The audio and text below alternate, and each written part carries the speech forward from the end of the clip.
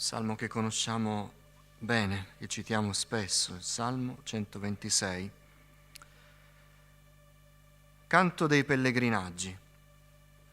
Quando il Signore fece tornare i reduci di Sion, ci sembrava di sognare. Allora spuntarono sorrisi sulle nostre labbra e canti di gioia sulle nostre lingue. Allora si diceva tra le nazioni: il Signore ha fatto cose grandi per loro. Il Signore ha fatto cose grandi per noi e noi siamo nella gioia. Signore, fa tornare i nostri deportati come torrenti nel deserto del Negev. Quelli che seminano con lacrime mieteranno con canti di gioia. Se ne va piangendo colui che porta il seme da spargere, ma tornerà con canti di gioia quando porterà i suoi covoni. Signore, è la gioia che esce fuori da questo salmo entri nel nostro cuore, abbondante, traboccante, Signore. Abbiamo bisogno di vedere la Tua opera nella nostra vita, perché la Tua opera, Signore, è sorgente di gioia per noi. Tutto quello che Tu fai, Signore, ci fa esultare per la Tua grandezza. Signore, parla ai nostri cuori, perché possiamo disporci alla gioia, Signore. Signore, abbi pietà di me, riempimi di Spirito Santo, non guardare le mie insufficienze, Signore, ma permetti a ciascuno di noi di ricevere la Tua parola come Tu hai stabilito di mandarla. Te lo chiedo con tutto il cuore, nel nome di Gesù, benedetto in eterno. Amen. Amen. Accomodatevi, fratelli. L'hashtag per i nostri adolescenti è canti di gioia. Questo è un salmo onesto, questo è un salmo dei pellegrinaggi, un salmo fatto, come più volte abbiamo detto, per ricordare mentre gli israeliti facevano il tragitto verso Gerusalemme per le grandi feste nazionali, per ricordare le prove, per ricordare la fedeltà del Signore. Questo è un salmo dei pellegrinaggi, ma è un salmo onesto, è un salmo che trabocca di gioia, ma non è una gioia disavveduta, non è una gioia fuori dalla realtà, è una gioia consapevole, perché quello che viene scritto in questo salmo ci fa capire che il ricordo c'è, che nonostante ora c'è un'attestazione di gioia, non sono state dimenticate le difficoltà, è fatto un bilancio di quello che era, di quello che è successo, ma questo è un bilancio a posteriori, è un bilancio fatto alla fine, e questo salmo, se lo consideriamo come bilancio, è un buon bilancio, perché pur non dimenticando le prove e le difficoltà, il bilancio finale è: Dio ha fatto cose grandi per noi e noi siamo nella gioia. Questo non è un salmo di lamentazione, non è un salmo di tristezza, non è un salmo ragionevole, bilanciato tra la prova e la gioia. No, questo è un salmo sbilanciato sulla gioia, è un'esplosione di gioia. Se noi lo smontiamo, ne prendiamo un pezzo per volta, noi troviamo gioia esplosiva. È scritto sorrisi, gioia, canti di gioia, canti di gioia, canti di gioia per 3 volte. Poi tornare, il riferimento era all'andare in cattività, in prigionia, per 3 volte tornare, poi mietere, che delle fasi dell'agricoltura è la più bella di tutti, e poi covoni, quindi non poche spighe, una cesta striminzita, ma covoni raccolti, legati e portati anche faticosamente, ma con gioia. Qui c'è gioia che esplode. Questo è un salmo di gioia. Quindi questo salmo, quando noi lo leggiamo, ci dà un messaggio: non ci scoraggiamo, perché se anche possiamo vivere un momento duro, il bilancio per chi rimane fedele al Signore è un bilancio che avrà una sola parola: gioia. Gioia, perché Dio risponderà facendo cose grandi. Dio è grande. Dio non ci lascia, Dio non ci abbandona. Nel libro di Giobbe, un amico, pur applicando male questa verità, ricorda qualcosa che noi abbiamo sperimentato nella nostra vita. Dio non respinge l'uomo integro, né porge aiuto a quelli che fanno il male. Egli renderà ancora il sorriso alla tua bocca, sulle tue labbra metterà canti di esultanza. Fratello, sorella, se sei fedele al Signore, se non ti sei allontanato dal Signore, se non hai rimescolato le cose, perché le cose hanno iniziato ad andare male, ma sei rimasto attaccato come i primi giorni al Signore, Egli renderà ancora il sorriso alla tua bocca e sulle tue labbra metterà canti di esultanza. Alleluia. Che somiglianza questi versi con il nostro salmo di questa mattina. Noi abbiamo un Dio fedele. Noi non dobbiamo convincerci che questo che stiamo meditando insieme sia vero, perché Cristo Gesù, la sua opera, testimonia quanto questo è vero. Dice Paolo ai Romani: che diremo dunque riguardo a queste cose? Se Dio è per noi e Dio è per noi, chi sarà contro di noi? Vogliamo parlare delle prove? Cambiamo la frase. Cosa sarà contro di noi se Dio è per noi? Colui che non ha risparmiato il proprio figlio, e noi lo sappiamo bene, ma lo ha dato per noi tutti, non ci donerà forse anche tutte le cose con Lui? Noi possiamo fidarci del Signore. Paolo ai Corinzi dice: perciò, fratelli miei carissimi, state saldi, incrollabili, sempre abbondanti nell'opera del Signore, sapendo che la vostra fatica non è vana nel Signore. Alleluia! Gloria a Dio! Dio fa cose grandi per noi e noi siamo o saremo nella gioia. Una così grande gioia però, ci dice questo salmo, dicevo prima, che è un salmo onesto. Una così grande gioia però è preceduta dal pianto. E qualcuno dice: eccolo lì, io lo sapevo, già stavo volando sulle ali della gioia, eccolo lì. E dice il salmo per ben 2 volte. Noi sappiamo che cosa significa quando la parola di Dio ripete 2 volte vicino lo stesso concetto, che dobbiamo fare molta attenzione. Quelli che seminano con lacrime mieteranno con canti di gioia. Se ne va piangendo colui che porta il seme da spargere, ma tornerà con canti di gioia quando porterà i suoi covoni. E noi l'attenzione non la dobbiamo concentrare sul pianto, la dobbiamo concentrare su questa parola ripetuta, identica, lì, attaccata una volta all'altra. Ogni tanto qualcuno dice che siamo ripetitivi e questa mattina vogliamo essere ripetitivi. Canti di gioia. Quelli che seminano con lacrime mieteranno con canti di gioia. Se ne va piangendo colui che porta il seme da spargere, ma tornerà con canti di gioia. Quindi non è soltanto una gioia del cuore, è una gioia che esce fuori, perché il canto è canto se si ode, se si fanno muovere le corde vocali.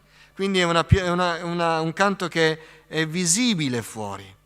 Però, perché noi possiamo essere invasi da questa gioia, dobbiamo sapere che questa gioia è preceduta dal pianto.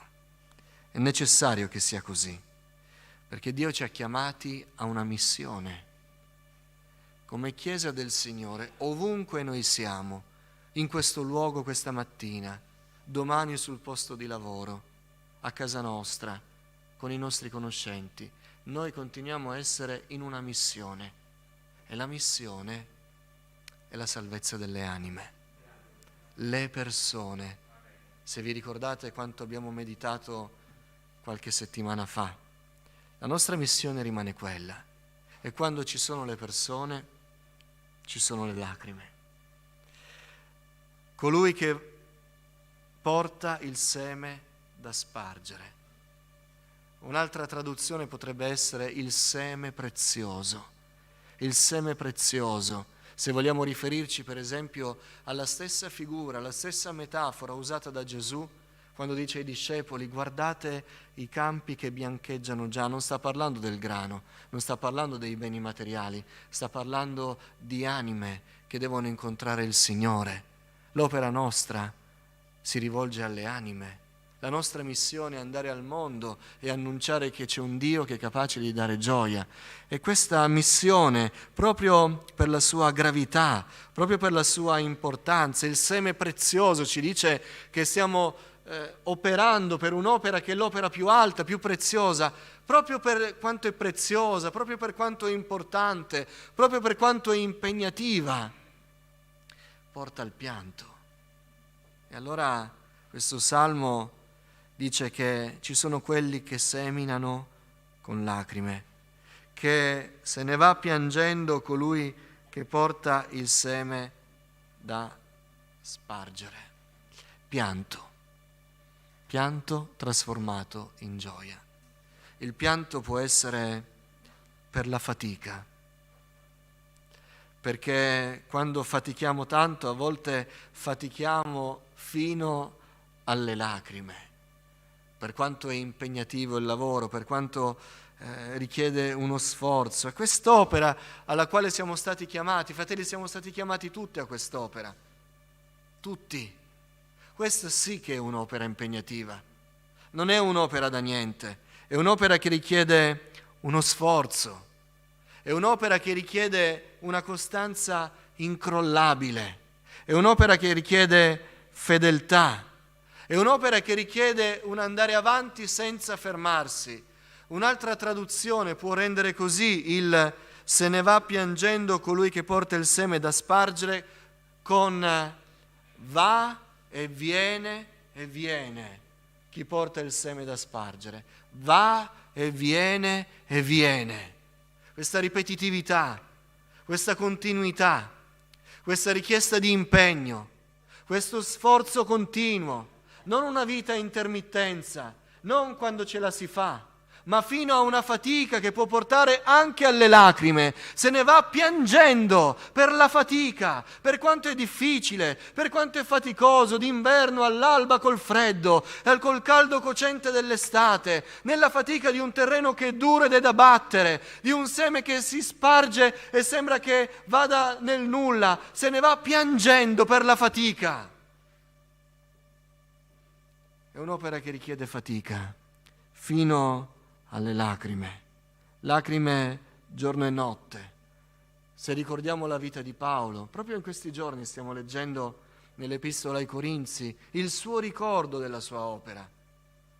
Abbiamo viaggiato, abbiamo predicato giorno e notte nei pericoli coi predoni, pericoli con i connazionali, pericoli con i romani, pericolo di essere catturati, pericolo di vita, nella morte, nel mare, per le strade. Siamo stati in pericolo, è stato faticoso, siamo arrivati anche al pianto e Paolo lo dice fino alle lacrime.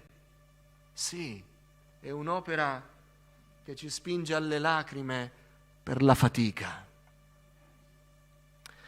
Perché è un'opera importante, perché è un'opera preziosa, è un'opera che richiede fatica fino alle lacrime, è un'opera che non deve essere valutata se ci riusciamo bene o no, è un'opera faticosa, non lo nascondo, è un'opera faticosa, l'opera alla quale il Signore ci ha chiamati nella nostra vita. Non è un'opera per umore, non è un'opera per facilità, non è un'opera per chi si sente adatto, per chi riesce facilmente, è un'opera faticosa fino alle lacrime.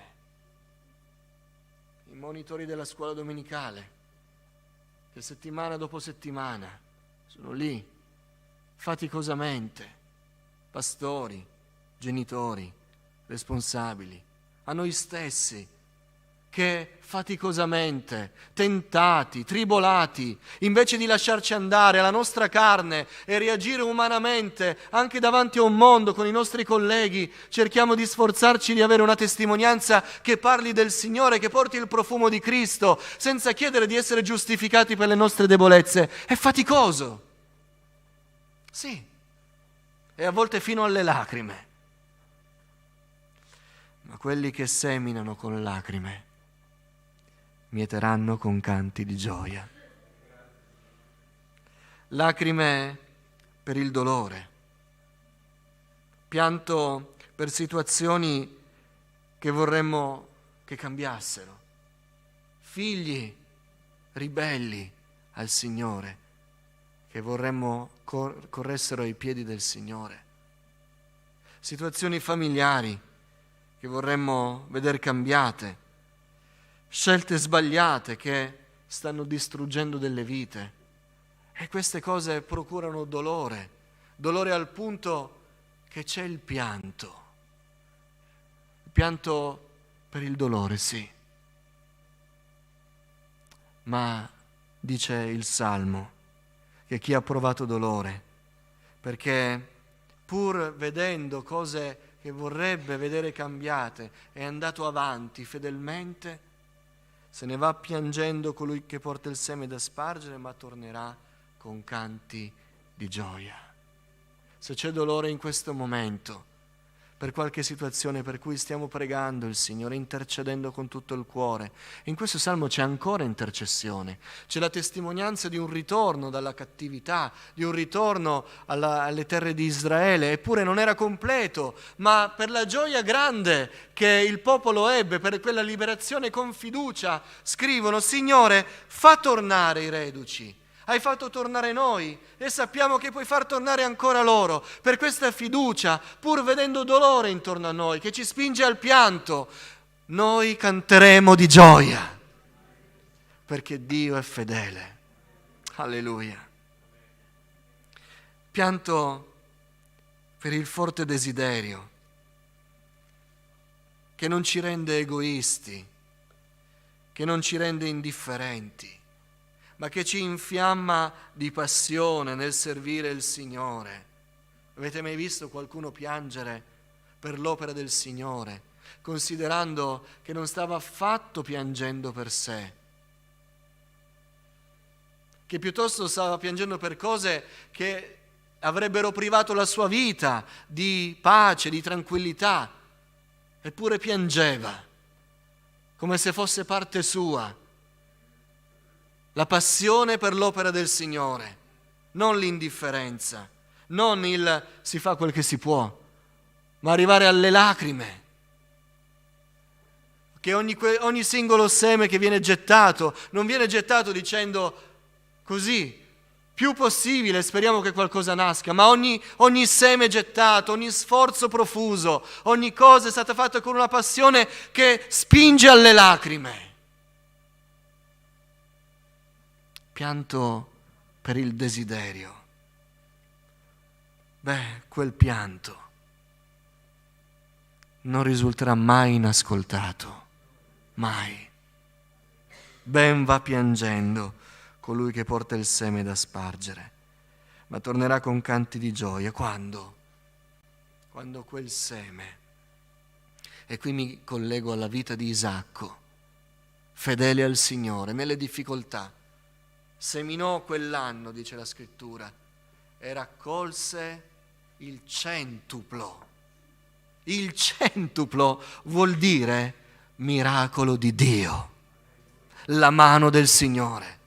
Perché un seme può produrre 5, 10, 20, ma in un'epoca di siccità, in un'epoca di aridità, un seme umanamente non può produrre 100 se non c'è il Signore.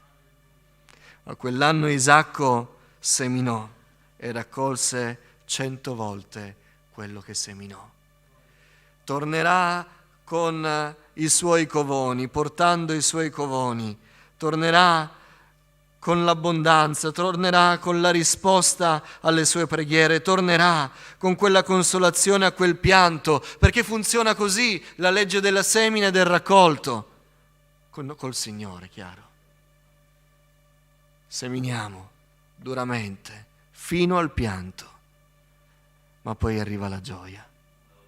Ora ci siamo concentrati sul pianto, possiamo adesso lasciarlo da parte e ritornare al cuore del Salmo.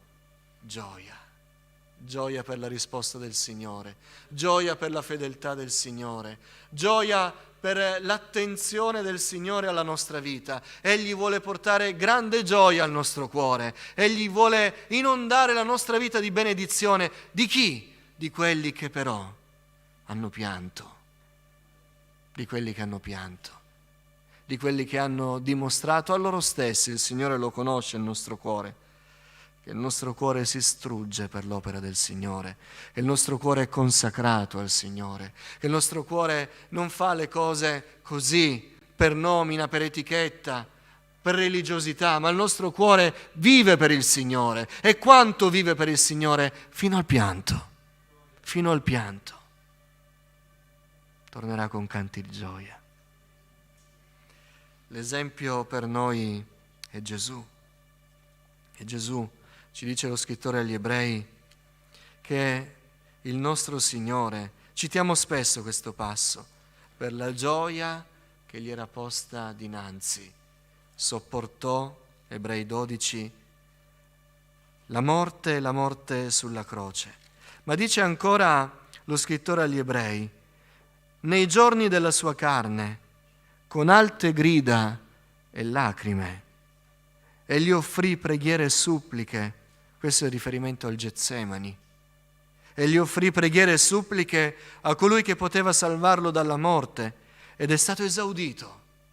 Ben va piangendo colui che porta il seme da spargere, ma tornerà con canti di gioia. Ed è stato esaudito, dice lo scrittore agli Ebrei, per la sua pietà. Benché fosse figlio, imparò l'ubbidienza dalle cose che soffrì e reso perfetto, divenne per tutti quelli che gli ubbidiscono autore di salvezza eterna. Noi siamo stati salvati, noi siamo il motivo dei canti di gioia del nostro Salvatore, che ha pianto, spargendo il seme della grazia. Ma adesso, come citava il fratello per una vecchia traduzione di Isaia, vede il frutto del tormento dell'anima sua. Quando è così, siamo pronti, fratelli, a vedere la risposta del Signore. Egli ci farà tornare con canti di gioia. Dio ci darà un raccolto abbondante. Noi saremo nella gioia. Dio farà cose grandi per noi e noi lo testimonieremo. Il mondo lo vedrà. Se il mondo ci vede e non può dire di noi, Dio ha fatto cose grandi per loro. Allora è perché il Signore non ha fatto cose grandi per noi. Il Signore fa solo cose grandi per noi. Il mondo deve vedere l'opera di Dio nella nostra vita. Dio farà cose grandi per noi. Quando seminando con pianto, noi torneremo con canti di gioia. Perché abbiamo pianto non le lacrime dell'autocommiserazione. Attenzione, questa è una cosa diversa. Quando noi abbiamo pianto le lacrime della fedeltà, quando abbiamo pianto le lacrime della fede, che ci ha spinto a pregare, quando tutto intorno a noi era arido, era prova, era difficoltà, quando noi abbiamo pianto le lacrime della consacrazione, che si spegne a una fatica, forse anche che ci ha spinto a piangere, quando noi abbiamo pianto quelle lacrime, Dio risponderà e risponderà in modo grande, perché Egli fa cose grandi per noi. E noi, se ci troviamo adesso, nel momento della fatica, nel momento del dolore, nel momento del desiderio che ci spinge anche a piangere per l'opera del Signore, ricordiamoci questo salmo. Ricordiamoci che queste lacrime produrranno un frutto. Queste lacrime ci faranno tornare con canti di gioia. Per quanti stiamo intercedendo? Per quante situazioni rimane per noi un punto interrogativo? Perché abbiamo messo mano all'aratro, ma non sappiamo il giorno di domani che cosa ci riserva. Dio lo sa. Una cosa la sappiamo però, che Dio è con noi, che Egli è fedele. E se noi continuiamo a rimanere fedeli a Lui, noi torneremo con i nostri covoni. Coraggio, fratello, coraggio, sorella. Se adesso stai seminando e sembra che nulla accada, ricordati del Signore. E se stai piangendo, ricordati del Signore, perché tornerai con canti di gioia. Vedremo la salvezza in casa nostra. Vedremo l'opera di Dio improvvisamente svilupparsi come noi neanche immaginiamo. Quanti di voi hanno letto la storia di come è nato il Teen Challenge? In questa storia, nel primo viaggio in cui il fratello David Wilkerson si recò a New York per andare a cercare queste gang criminali, era un giovane pastore alle prime armi, ancora molto ingenuo. Lui racconta nella sua storia che partì lui con il responsabile dei giovani della sua chiesa, molto lontana da New York, e prima di partire, come fanno i credenti quando fanno un viaggio, pregarono e lui chiese al suo collaboratore: senti, non ho la più pallida idea neanche di che cosa leggere per essere incoraggiato dal Signore. Facciamo una cosa che non facciamo mai: apri la Bibbia e preghiamo che il Signore ci incoraggi. Non sapevano niente e aprendo la Bibbia l'aprirono sul Salmo 126, sul verso ben va piangendo colui che porta il seme da spargere. E lui racconta e capimmo che ci dovevamo preparare a piangere, a lottare, ma con una certezza nel cuore, che saremmo tornati portando dei covoni. Alleluia. È così col Signore. Fratelli, noi vogliamo che sia così. Amen. L'opera del Signore non può essere come le cose di questo tempo, così superficiale, che ti fa tutto e subito. Avete notato che anche quando comprate i prodotti nuovi, la garanzia è sempre molto breve, perché la durata è breve. Non c'è niente che dura, perché le cose che durano richiedono lo sforzo, il pianto, il dolore, la passione. Così funziona nell'opera del Signore. Ma non è anche vero che quando c'è pianto si apprezza meglio ciò che il Signore ci dà? Non è così. Ciò per cui abbiamo lottato, abbiamo sudato, sarà così. Sarà così.